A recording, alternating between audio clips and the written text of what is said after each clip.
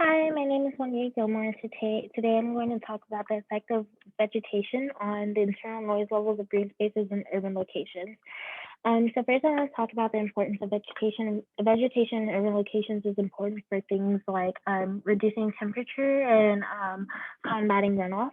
And I also want to talk about the effects of high noise levels. Humans can get refuge from high noise levels, but wildlife with much more sensitive and fragile ears than us cannot.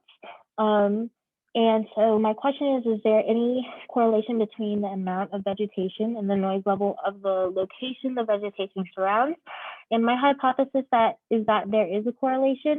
The goal is to test this correlation and answer this question. And so the location of the experiment I'm doing, the experiments I'm doing is at Adams Park, which is my green space not far from the university. So for the experimental design, I use the iTree canopy. I use my phone, specifically the at decibel meter. I use my lab notebook, and I also use the human impact and use form. For methods, I use the GIS and noise survey protocols found in the Chem 204 lab manual.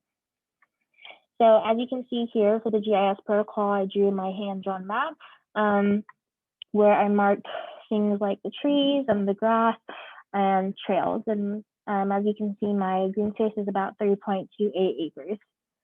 Here's an example of iTree canopy. I just wanted to go over how we did this.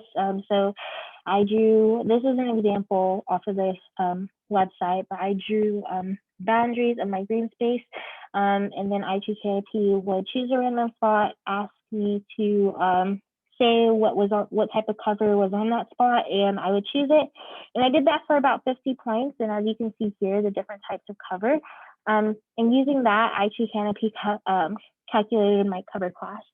And then to test my noise levels, I did 6 locations, 3 inside of my green space, 3 outside.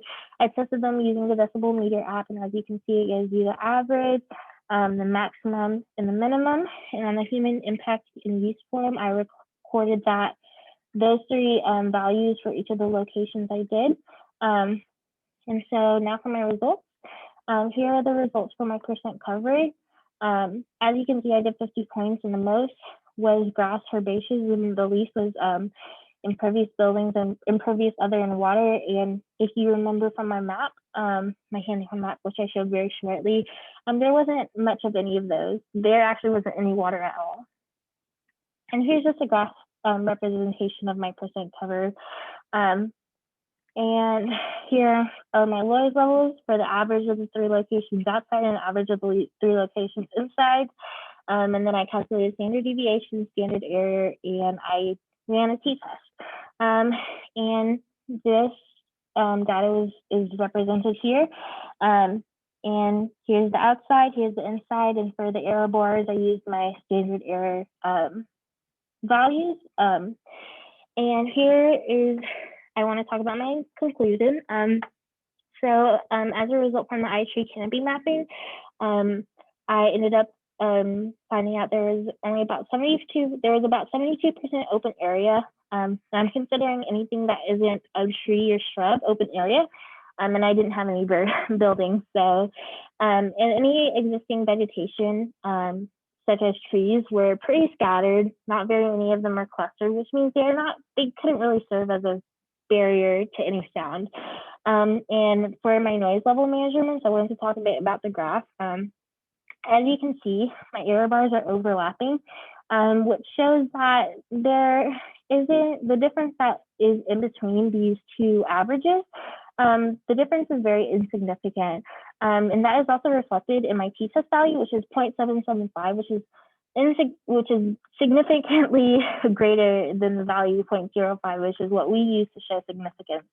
So both of them show that the difference between the averages was very insignificant, and that supports my hypothesis that there is correlation, and that because there isn't any vegetation protecting the green space, the difference between the outside noise level and the inside noise level, there isn't really any difference, and that shows that there isn't any protection of the outside noises against any protection of the green space from outside noises. And I also drew upon an outside study by these people where they tested different types of vegetation. And so they placed vegetation between a canyon and like a canyon, an outside canyon and a courtyard. And they tested how the vegetation protected the courtyard from acoustics thrown at it. I want to talk about trees. The trees they tested, they actually found that when they threw sound at the trees, it actually reflected the sound back into the street canyon, which shows that it is possible that trees can protect spaces from noise. And overall, their study did show that there was correlation. Even in the other types of vegetation tested, there is correlation between noise levels and vegetation. Some problems are that I only tested one green space, which means I didn't have a lot of values to draw upon. Another issue was with iTree Canopy. When I was doing the random points, sometimes it would be hard to tell if it was like a tree or if it was a shadow or if it was a dark mark on the ground. And that could possibly cause issues with my percent cover values. Another issue is that there's always other possible barriers that could affect noise levels, and it already didn't help that I was only testing on green space. So that's something also to consider. And another problem was that the park was abnormally busy. They were having a huge doggy play day, which was cute, but it wasn't very helpful in the fact that I was trying to record noise levels. And there were also two girls who had awesome roller skating skills, but they were playing the music pretty loud. So for future sessions, I would expand the amount of green spaces studied. I would in the future probably use ask my lab mates if I could use their values that they got, just to see if there is true correlation.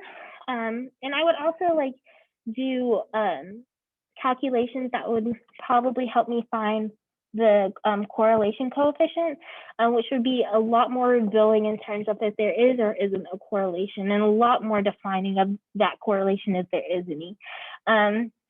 And I, of course, would conduct experiments on days with normal park activity. My green space is normally pretty quiet, with people keeping to themselves, but obviously it wasn't like that day. And I would increase the number of points in iTree Canopy to combat that confusion. So about 100 or 150 to increase accuracy. Here are my references. Thank you.